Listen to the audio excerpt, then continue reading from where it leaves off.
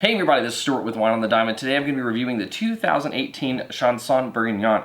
It is a Pinot Noir. It is from, well, it's from Burgundy, I already mentioned it, and it's 13% alcohol by volume. I paid $15 for it at my local grocery store. My wife asked me to pour a glass for her before I came up.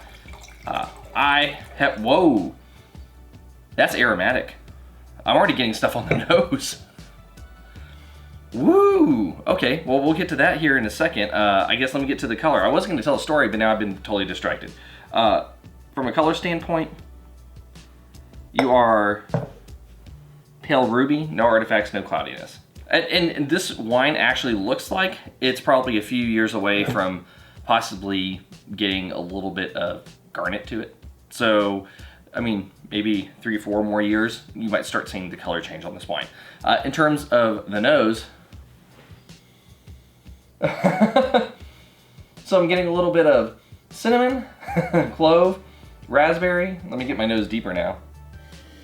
Woo, woo, man. Yeah, there's a cinnamon, clove, raspberry. There's a little bit of black cherry, a little bit of cranberry, and there is a spice in this. So there's a spice, but there's also something else I'm getting in here. It's like a hint of garlic, like freshly crushed garlic.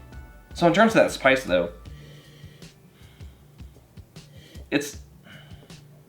I'm gonna lean towards like a weak rosemary. No, it's there.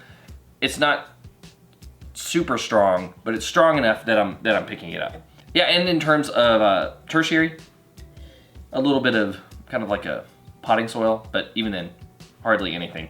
Really no leather, no anything that would kind of show there's tertiary on here. Anyway, how does it taste? So, woo. Tart red fruit. Woo. Okay, this is high acid. It's tart. High acid, medium tannins though. And they're kind of a gravelly tannin.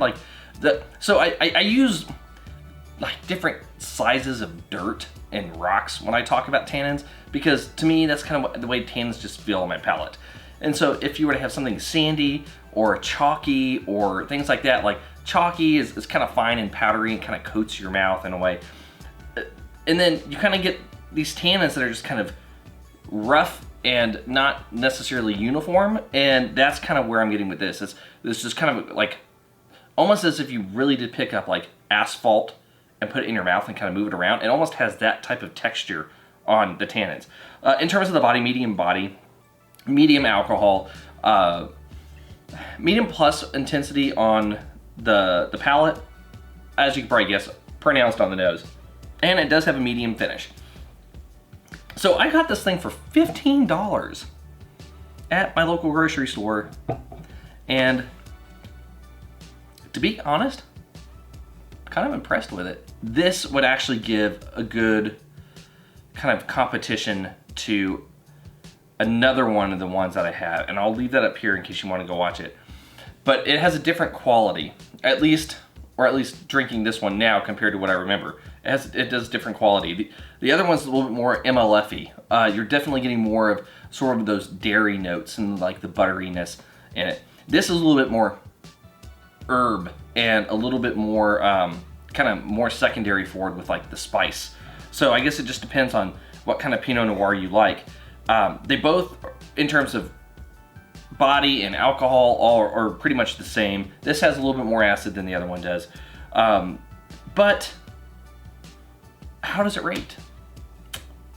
We'll just have to get to the blick. So from a balance standpoint, yeah, full point, no complaints.